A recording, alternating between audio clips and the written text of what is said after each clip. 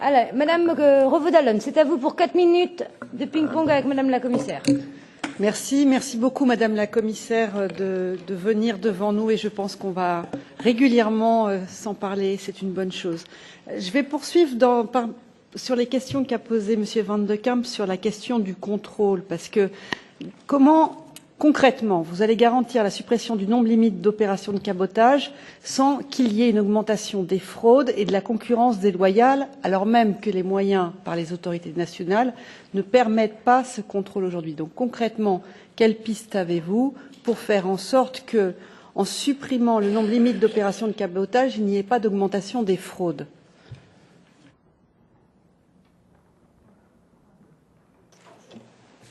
Well, as I said, Eh bien, comme je l'ai dit, il n'était pas possible de contrôler les opérations à proprement parler. C'est pourquoi nous avons opté pour modifier le laps de temps. Nous avons opté pour une approche différente. Cette nouvelle règle des 5 jours s'étend aux pays voisins. Il ne s'agit pas de se limiter à un pays seulement, puisqu'il faut prendre en compte l'existence de tout petits pays. Avec l'aide des tachygraphes numériques, je crois que l'on doit pouvoir parfaitement suivre ces opérations. Je pourrais entrer dans le détail. Il s'agit aussi de la base de données, et de la gestion du cadre numérique avec les échanges d'informations à la clé. Si les États membres ne veulent pas coopérer, alors il y a aussi des outils qui peuvent permettre d'améliorer la coopération avec les États membres. Van de Camp, ça concerne les tachygraphes intelligents. Si le Parlement européen se met d'accord pour proposer une date plus proche que 2032, est-ce que vous, la Commission, vous soutiendrez ça face au Conseil pour qu'on puisse avoir cet élément de contrôle et de protection pour les chauffeurs routiers plus tôt? Est-ce que vous le soutiendrez?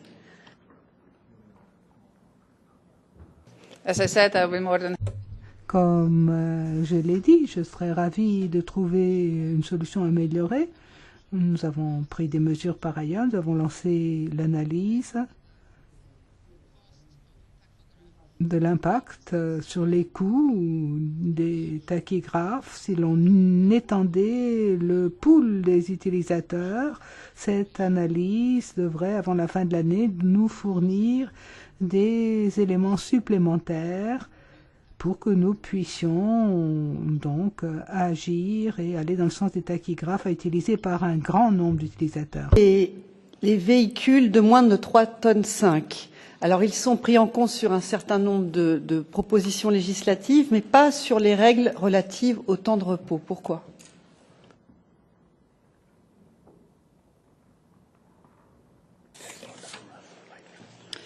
That is true. C'est vrai. La France était couverte. Il y a des pays qui se préoccupaient des véhicules de 3,5 tonnes, des camions de 3,5 tonnes. Il y a lieu de trouver le moyen de contrôler les choses. Il y a donc un lieu d'établissement qui doit être contrôlé, y compris pour les plus petits véhicules, mais la bonne réputation et les qualifications professionnelles, cela serait des critères qui iraient trop loin. Ce serait disproportionné, ce ne serait pas productif pour les petits véhicules.